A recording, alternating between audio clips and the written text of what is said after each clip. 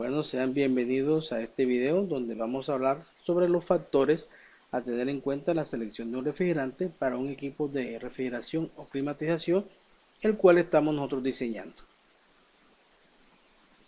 Vamos a comenzar con los aspectos técnicos de operación del equipo. Lo primero que debemos averiguar es si el refrigerante tiene un compresor diseñado para trabajar con el mismo. En este caso, podemos verificar en la placa de datos del compresor o en el catálogo del fabricante.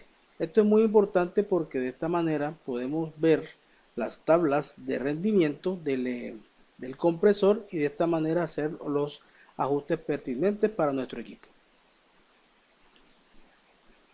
El siguiente factor tiene que ver con la relación de compresión, que debe ser menor de 10.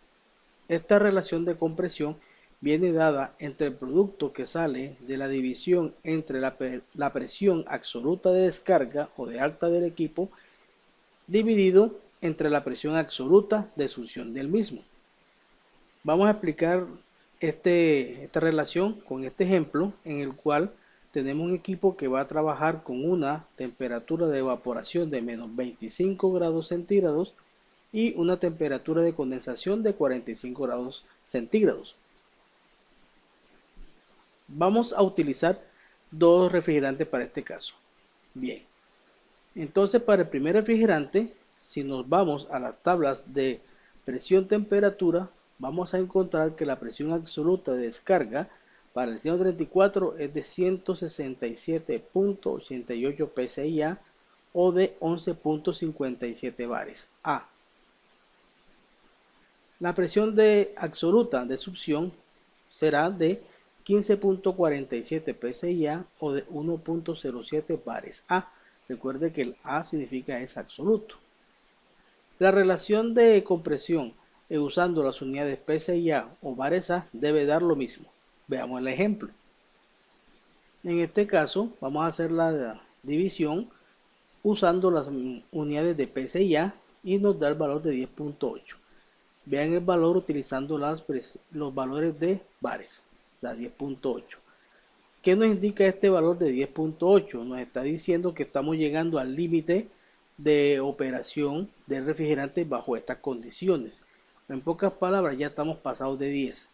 A partir de este momento vamos a tener una caída en la eficiencia si utilizo este refrigerante.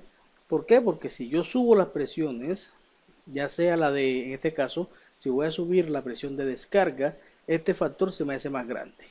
Y si bajo la presión de succión, también se me hace más grande.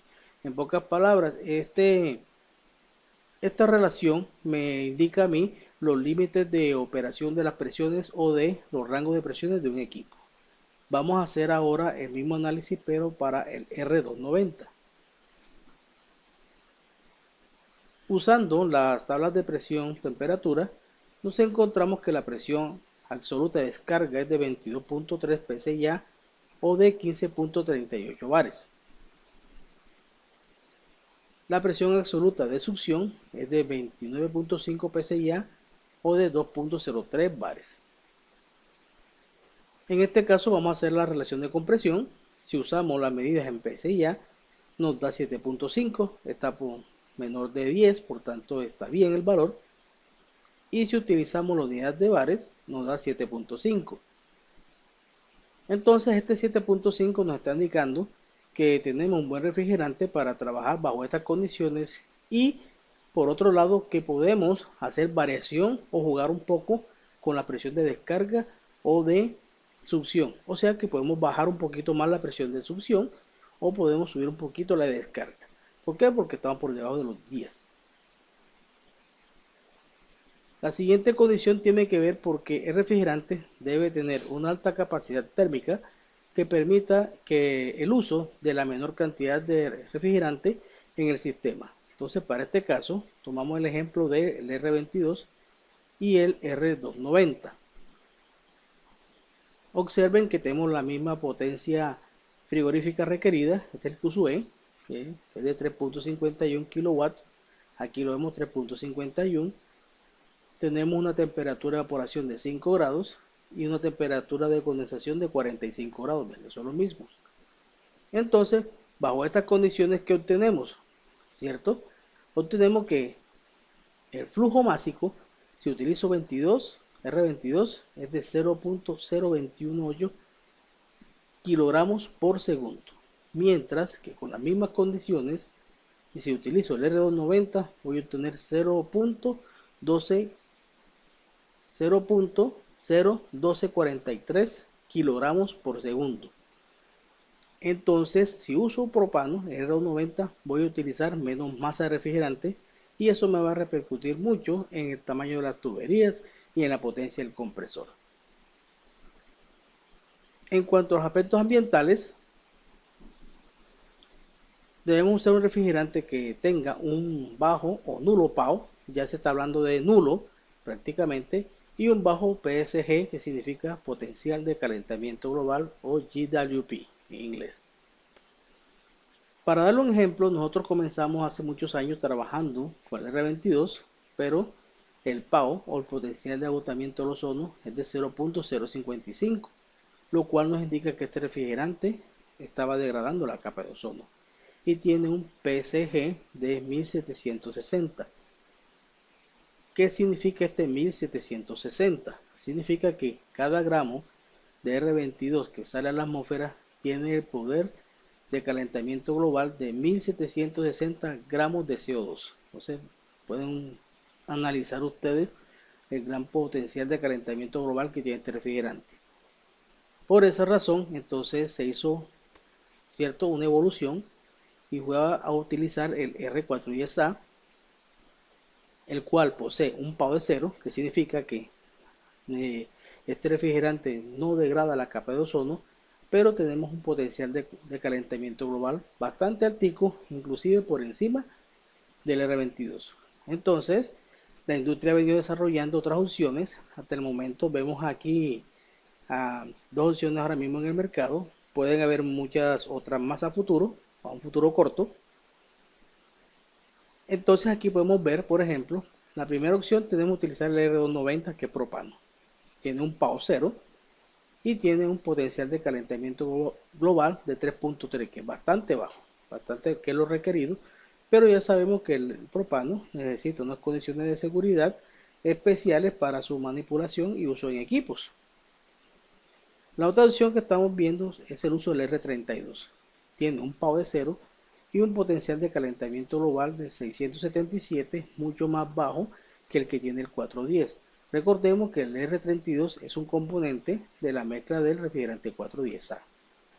Bien, entonces como conclusión, si vamos a diseñar equipos, tratemos que sus PAO sea 0 y que su potencial de calentamiento global sea lo más bajo posible. Vamos a ver ahora los aspectos económicos, logísticos y legales. En cuanto a la economía, el refrigerante a seleccionar debe ser de bajo precio y una fácil disponibilidad. ¿Qué significa esta palabra disponibilidad? Que cuando vayamos a necesitar refrigerante no tengamos que esperar 5 días o semanas para que nos lo traigan, porque ya sabemos los efectos catastróficos que tiene eso. Entonces lo importante es verificar que esté disponible cerca del sitio donde estamos nosotros trabajando. La otra es que no tenga restricciones legales de adquisición o manipulación. En algunos países hay restricciones, por ejemplo con el uso del amoníaco. ¿Por qué? Porque lastimosamente es usado para producción de sustancias ilícitas. Entonces, en algunos países hay que tener las autoridades hacen vigilancia a la industria de las cantidades de amoníaco que están usando, y eso también hay que reportarlos con los equipos de ayuda, en el caso de bomberos, porque ellos necesitan saber qué refrigerante usa su industria y así mantener una correcta comunicación entre todos los entes que manejamos este refrigerante. Entonces es muy importante analizar que no vayamos a tener ningunos inconvenientes con respecto al uso de un refrigerante en un país. En cuanto a los aspectos de seguridad, hay que verificarlo en el MSDS, que es la hoja de seguridad del refrigerante. Lo ideal es que tengamos refrigerantes de baja toxicidad y de baja flamabilidad. En este caso, el grupo de seguridad tiene que ser A1. tal cual como vemos aquí.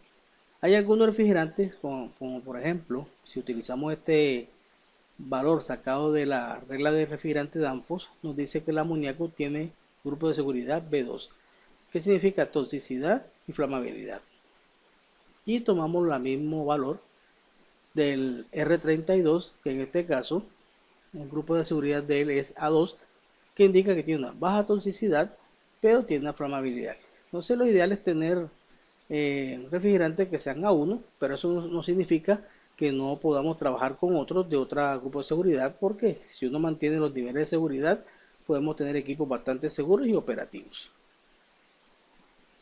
Bien, muchas gracias por su atención a este video y nos vemos en otro.